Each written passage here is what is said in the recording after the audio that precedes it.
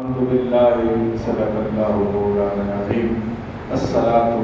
والسلام علیک یا سیدی یا رسول اللہ وعلی آلک واصحابک یا سیدی یا حبیب اللہ الصلاۃ والسلام علیک یا سیدی یا خاتم النبیین وعلی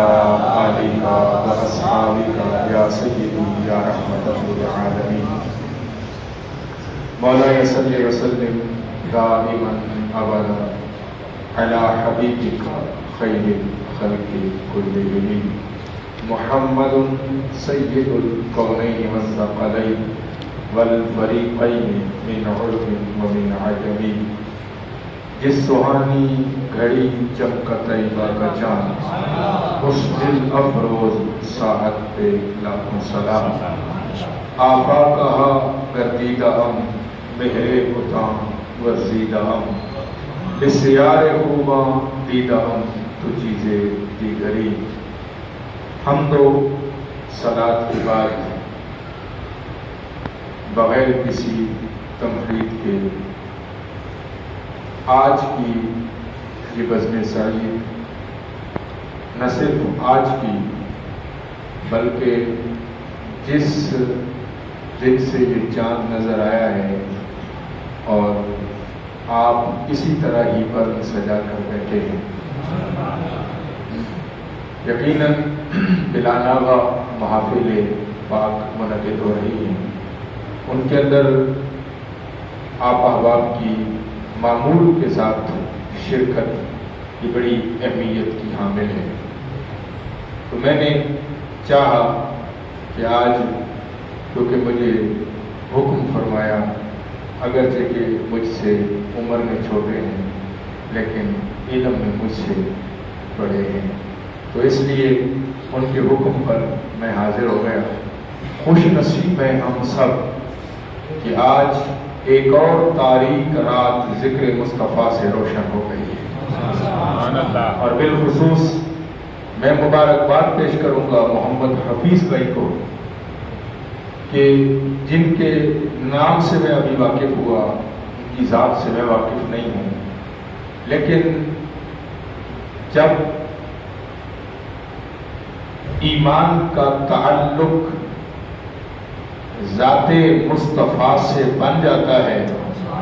پھر اپنی ذاتوں کی پہچان ختم ہو جاتی ہے اس نام کے صدقے مقام مل جاتا ہے تو مبارکباد کے مستحق ہیں اور ان کی نظر یہ بات کرتا چلو کہ وہ لوگ خدا شاہد قسمت کے سکندر ہیں جو سرور عالم کا میلاد اور الحمدللہ ہم قسمت کے دھنی ہیں احباب یاد رکھیے گا ایمان کا مرکز بھی حضور کی ذات ہے ایمان کا محور بھی حضور کی ذات ہے جس کا یہ تعلق جتنا مضبوط ہوگا اپنے نبی سے اس کا ایمان اتنا مضبوط ہوگا اگر یہ تعلق ناقص اور کمزور ہو جائے گا تو ایمان بھی ناقص اور کمزور ہو جائے گا اور اگر خدا نہ خواستہ یہ تعلق ٹوٹ جائے یہ تعلق کٹ جائے یہ رشتہ منقطع ہو جائے تو ایمان سرے سے ہی کٹ جاتا ہے ایمان رہتا ہی نہیں ہے اب آپ بڑی سادہ سی مثال کے ساتھ تلاوت کردہ آیت کا مفہوم عرض کرنا چاہتا ہوں بزرگ تشریف فرما ہے پرانے زمانے کے اندر چکی پتھر والی چکی ہوا کرتی تھی اس کے سینٹر کے اندر اوپر والے پارٹ کے سینٹر کے اندر ایک چھوٹا سا سوراخ ہوتا تھا اس کے اندر دانے ڈالے جاتے تھے پھر اس کے اوپر ایک دستی لگی ہوتی تھی اس کو گھمایا جاتا تھا وہ دانے پستے تھے لیکن آپ نے کبھی غور کیا وہ جو اوپر والا پارٹ تھا اس کے نیچے ایک اور پارٹ ہوتا تھا اس پارٹ کے سینٹر میں ایک چھوٹی سی کلی لگی ہوتی تھی اس کلی کو لیور کہتے تھے اس محور کے اوپر والا پارٹ گھومتا تھا اگر وہ محور ٹوٹ جائے وہ دونوں پارٹ آپس میں گھوم نہیں سکتے تھے، ان کا بیلنس برقرار نہیں رہ سکتا تھا، توازن برقرار نہیں رہ سکتا تھا، اوپر والا پارٹ گھوم نہیں سکتا تھا کیونکہ اس کا محور ٹوٹ گیا تھا، اس کا وہ مرکز ٹوٹ گیا تھا۔ تو جب مرکز قائم نہ رہے تو دو پارٹ آپس میں گھوم نہیں سکتے، اور اگر گھوم بھی جائیں تو جو اس کے اندر دانے ڈالے ہوئے ہیں وہ بکھر جاتے ہیں۔ بلا تمثیل و بلا مثال یہ ذات مصطفیٰ مرکز ہے، ذات مصطفیٰ محور ہے، اسی کے گرد ہی پوری کائنات گھومتی ہے، اسی کے گرد ہی ایمان کی چکی گھومتی ہے، اسی کے گرد ہی اعمال کی چکی گھومتی ہے، اسی کے گرد ہی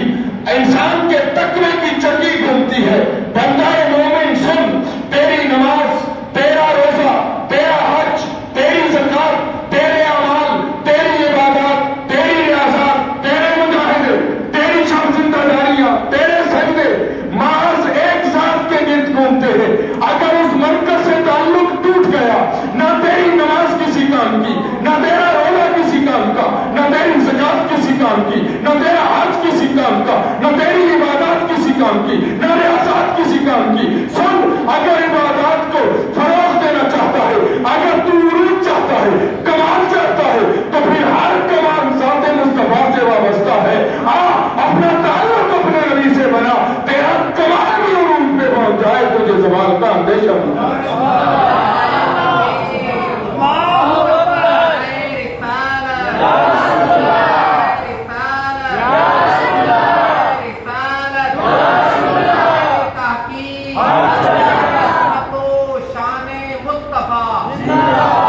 اب آپ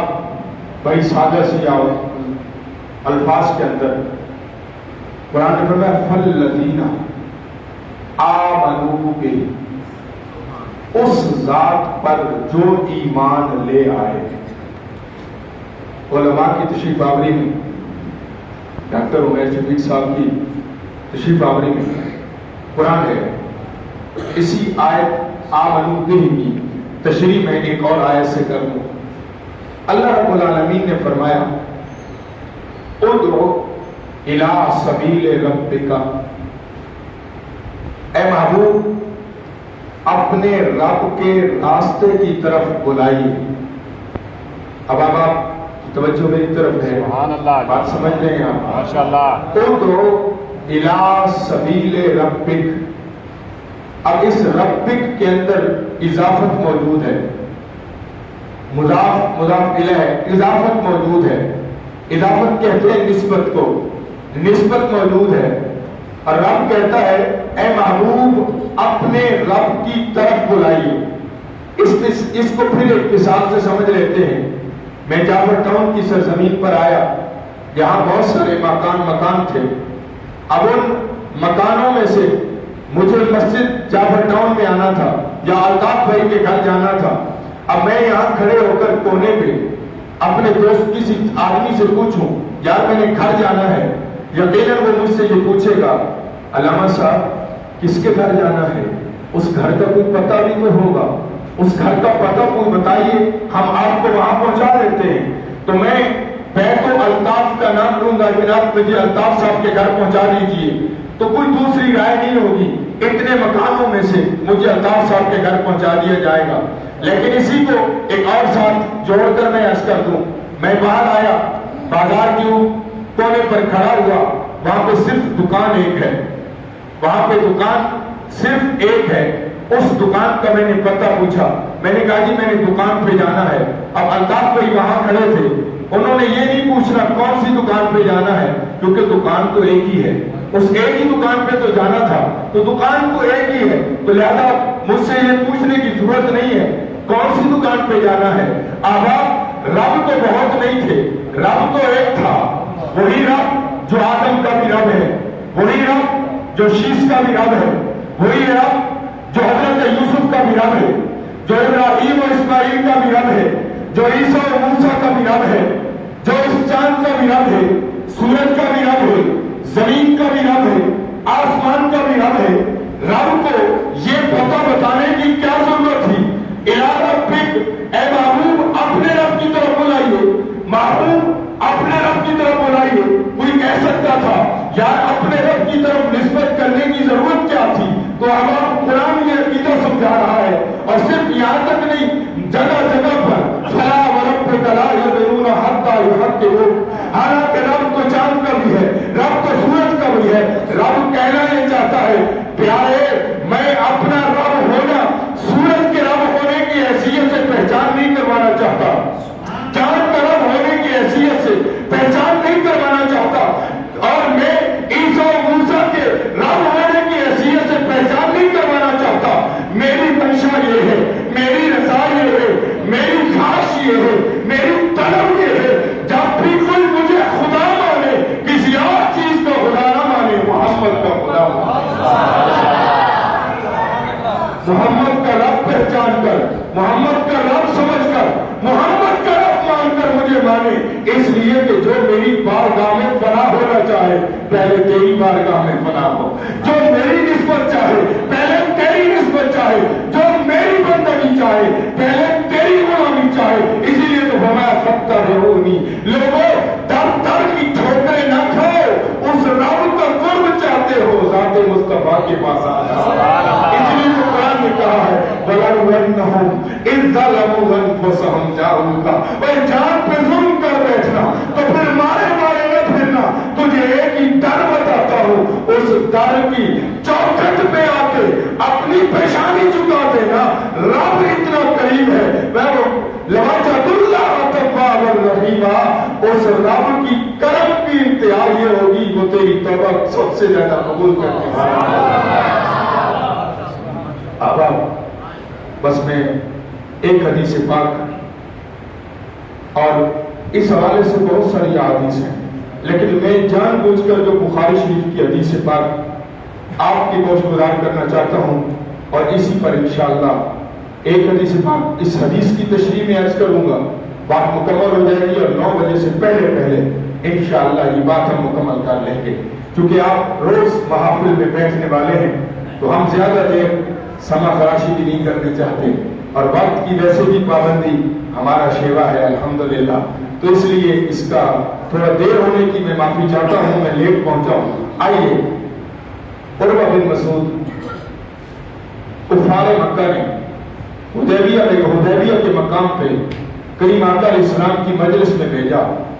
فرمایا جاؤ، کافروں نے کہا جاؤ جا کے محمد کریم علیہ السلام کے دربار کا عالم دیکھ کر آؤ۔ توجہ ہے آپ کی، بخاری کی حدیث عرض کر رہا ہوں، صحیح بخاری شریف کی حدیث بات پیش کر رہا ہوں، حضرت عروہ ابھی مسلمان نہیں ہوئے، کافروں کے سفیر بن کر، کافروں کا سفیر بن کر حدیبیہ کے مقام پر دربار محمدی کا منظر دیکھنے کے لیے آئے۔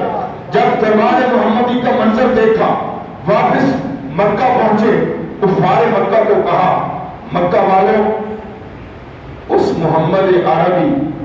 سے جنگ کرنے کا کبھی نہ سوچنا۔ میری بات سمجھ رہے ہیں؟ بات آپ کو سمجھ آ رہی ہے؟ آپ کے جو خطیب صاحب ہیں نا، وہ آپ کو پیار سے سمجھانے والے ہیں، میرے خون میں کچھ زیادہ گرمی ہے، میں جوش میں آ جاتا ہوں، اس لیے آپ کو بات سمجھنی چاہیے، میں ذرا جوش والا ہوں، ہوش ذرا کبھی کبھی کھو جاتا ہوں، لیکن آپ کو بات سمجھ آ رہی ہے۔ بخاری کی حدیث ہے، عروہ واپس آئے، انہوں نے کہا کافروں، اس محمد کریم علیہ السلام سے جنگ نہ کرنا۔ جب یہ کہا تو کافروں نے تانا دیا، انہوں نے کہا ہم نے چن کے اپنا سفیر بنایا تھا، کیونکہ اس نے نجاشی کا دربار بھی دیکھا ہے، کیسر اور کسرا کے درباروں کو بھی دیکھا ہے، یہ بڑا دلیر اور بہادر انسان ہے، لیکن ہم تو حیران ہوئے، تو اتنا دلیر ہو کر اتنا بزدل ہو گیا ہے، اتنا کمزور ہو گیا ہے، یہ کمزوری والی بات تیری زبان پر۔ اس نے کہا ہاں ہاں، غور سے میری بات سنو، میں نے نجاشی کا دربار بھی دیکھا ہے، میں نے کیسر اور کسرا کو بھی دیکھا ہے، لیکن کسی دربار میں وہ منظر نہیں دیکھا ہے جو محمد مصطفیٰ کے دربار میں دیکھا ہے۔ حضور کے دربار میں دیکھ کے آیا ہوں، کہا کیا دیکھا ہے؟ کہا کیا دیکھا ہے؟ دیکھا یہ ہے کہ جب حضور وضو کرتے ہیں نا تو اس کے جو غلام ہے نا، اب وہ نبی کہہ کر نہیں کہہ رہا ہے، وہ بادشاہ سمجھ کر بتا رہا ہے، وہ اپنے پیارے محبوب صلی اللہ علیہ وسلم کو، حضور کو وہ بادشاہ سامنے کر کے پیش کر رہا ہے، کہتے جب وہ وضو کرتا ہے نا تو اس کے درباری جو ہے، غلام جو ہے، وہ دوڑ کر اس کے وزن کا پانی زمین پہ نہیں گرنے دیتے، اپنے ہاتھوں پہ لے لیتے ہیں، اور یہاں تک بات ہوتی تو پھر بھی وہ کہتے ہیں اندیشہ ہوتا تھا کہ جو کہ اب یہ لڑ پڑیں گے اس پانی کو حاصل کرنے کے لیے، 1400 صحابہ کی جماعت ہے یا 1500 صحابہ کی جماعت ہے، ارے یہ سارے نبی کے وہ کریم نبی کے صحابی ہیں جن کو قرآن نے یہ تمغہ دیا ہے، رضی اللہ عنہم ورضوا عنہ، جن کو تمغہ میرے مصطفیٰ نے دیا ہے، الصحابی کا نجوم کہیں ابتدیتم اہتدیتم، ارے جس صحابی کو رضی اللہ عنہم کا تمغہ اور ڈگری سند میرا رب جاری کر رہا ہے، یہ ان کا عالم بیان کر رہا ہوں۔ اچھا اور کیا کرتے تھے؟ پر جب محمد کریم حجامت کرواتے ہیں تو ان کے غلام دوڑ کر ہاتھ آگے کر لیتے ہیں، دامن پھیلا لیتے ہیں، اس کے بال زمین پہ نہیں گرنے دیتے۔ کافی حیران کرے، کہا حیران نہ ہو، اس سے آگے کی بات بتاؤ، کہا بتاؤ، اس سے آگے کی بات بہت بڑی ہے۔ کہا جب وہ تھوکتے ہیں تو ان کا تھوک زمین پہ نہیں گرنے دیتے، ہاتھوں پہ لے لیتے ہیں۔ کافی حیران ہوئے، کہا حیران نہ ہو، اس سے اگلی بات کہوں، کہا جو ہاتھوں پہ تھوک لیتے ہیں نا، کوئی بھائی کلار کھڑے ہو گئے تو بتائے، میں اپنے باپ کی تھوک کو اپنے ہاتھ پہ لے لیتا ہوں، میں اپنی ماں کی تھوک کو اپنے ہاتھ پہ لے لیتا ہوں، لے لوں گا، لیکن اس سے اگلا عمل صحابی رسول کا کیا ہے؟ کہا وہ ہاتھوں کو اٹھاتے ہیں، اپنے چہروں پہ مل لیتے ہیں، اور انہوں نے وہاں ایک جملہ کہا، اے کافرو، اس محمد سے جنگ نہ کرنا جس محمد کے غلام تھوک زمین پہ نہیں گرنے دیتے، اس کا خون کیسے زمین پہ گرتا ہے؟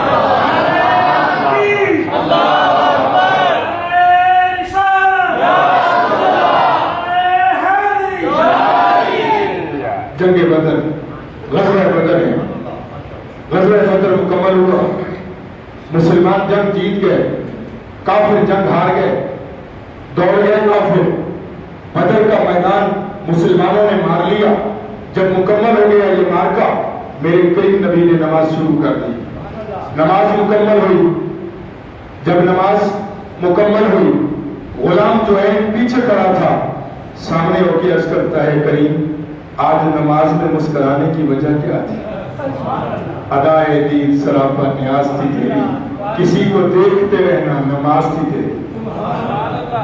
بھئی ہمیں تے قیمت پہنتی نہیں، کچھ تو تمہیں تے سہنا پہندا ہے، کٹرے نو ہوتی بننا نہیں، کہتا بچ رہنا پہندا ہے۔ اور میرے بھائی صحابی رسول نے سوال کیا، حضور آپ مسکرائے کیوں؟ علامہ عمیر شفیق صاحب پڑھا رہے ہیں نماز، پیچھے کھڑے ہوئے قاری صاحب کہیں علامہ صاحب آج نماز میں مسکرائے کیوں ہیں؟ تو علامہ صاحب پہلے تو اس کی اچھی خاصی جھاڑ کریں گے کہ جناب نماز پڑھ رہے تھے یا مجھے دیکھ رہے تھے، لیکن حدیث کے الفاظ ہیں، نہ نبی نے کہا اور صحابی نماز پڑھ رہا تھا یا مجھے دیکھ رہا تھا، کیونکہ صحابی کا عقیدہ بھی یہی تھا، نماز